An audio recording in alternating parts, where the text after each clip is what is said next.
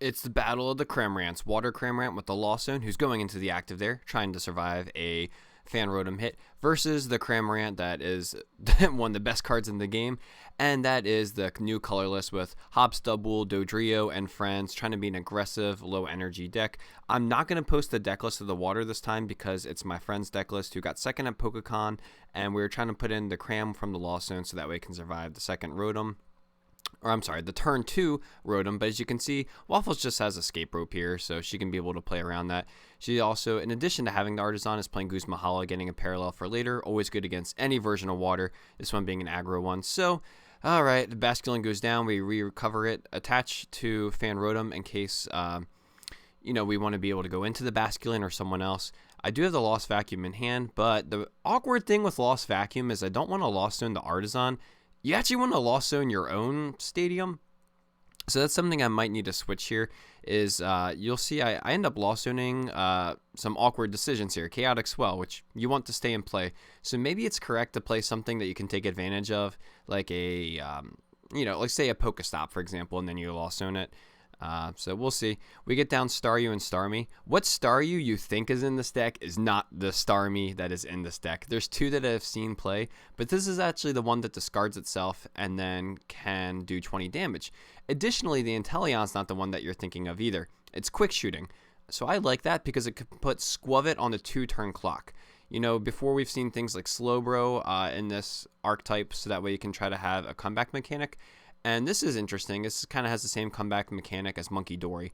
So here you can see we get a second attacker set up because we're going to be able to Irida and then make sure that we can get Lost Splendor so we can have the 4 online with the Basculegion as that backup attacker that I mentioned. The Snorunt evolves into a Frostlass. If you're not familiar, the Frostlass can do 7 damage counters on itself to do 140 damage.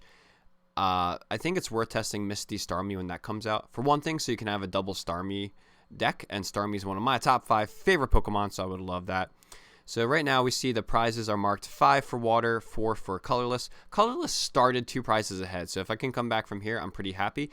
And Cramorant is doing its job. The Dodrio is only going to be able to hit for 70 damage, so Cramorant is tanking the hit. You don't normally think of 110 basic as tanking a hit, but I think 70, 90, really 90 or more HP, it can tank the hit because that way they have to have Muscle Band and Powerful. Or let's say if there's something like Hoopa, you can survive that unless they have the Muscle Band. It can survive a Zapdos, and Zapdos doesn't hit for weakness. So it's decent, and then it has utility. We're playing all single energy attachments. There's no Rain Dancer if that wasn't obvious. So you don't really necessarily want to have something that you can't power up like the Wishy-Washy, although that might be worth testing too. She is trying to go into tanking with the Hops Double that has 120 HP, if you didn't know. And I have the Arven for the Muscle Bands. So now, coming from 2 prizes behind in a 4-4 game, it's going to be going from 6-4 to 3-4. And you can see, she is actually, you can't see because I muted her audio, but she's complaining about the energy ban. The ban is one of the best things that ever happened in Gym Leader Challenge. The game is great right now. Decks feel pretty balanced. There's a top 4 types, but you know what? These are both 2 of them. And I've been having a lot of fun cooking with water because Hydro Pump has its strengths, but it also has its inconsistency. It's a great X1 deck. And so I think it's fun to look at this deck, which is consistent, but maybe not as powerful, and seeing what's that comeback mechanic you can have. Speaking of power, we have the Hops Snorlax that comes in and does 5,000 damage, knocks out that Cramorant as overkill. But speaking of powerful, here comes a Hex Maniac on a board of just the draw supporters. So that typical shenanigans of benching a Snorlax, going Mela, and then attach a double turbo, it's just not going to happen. We see a powerful energy to a Rangaroo and pass. And I'll be honest, when I played that Hex, I knew that was game. We had the Vanguard Punch Palafin, the best Palafin in the game right now that can do 130, and the Quick Shooting Inteleon to do 20 on the Squavit.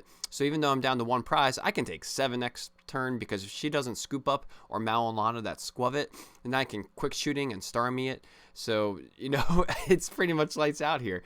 And this is great too because the Palafin's self KO. So let's say she didn't whiff and she got a KO and went down to the 2. I wouldn't want to knock out my Palafin necessarily.